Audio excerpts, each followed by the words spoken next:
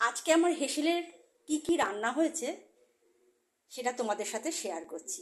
কি রান্না করেছি আমি, দুপুরের মেনু তোমাদের সাথে শেয়ার করছি। প্রথমেই আছে সাদা ভাত, আছে মূলো শাক ভাজা, একটু তোমার পোস্ত ছিটিয়ে মূলো শাক ভাজা করেছি। পাঁচমিশালি তরকারি, নানা রকম মূলো কুমড়ো, এখন তো শীতের জিনিস উঠে আসছে, খুব টেস্ট হয়। পাঁচমিশালি তরকারি, তেঁতো ডাল করেছি, আজ মটর ডাল দিয়ে উচ্ছে দিয়ে তেঁতো ডাল করেছি।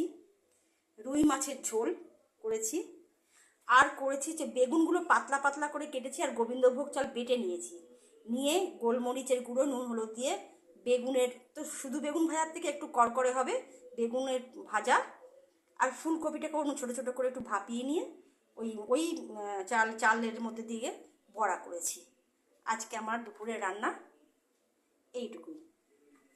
দেখো তোমাদের কেমন লাগছে।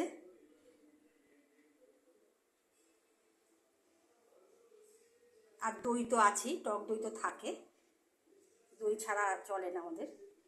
আজকের রান্না আমার এইটুকুই হয়েছে।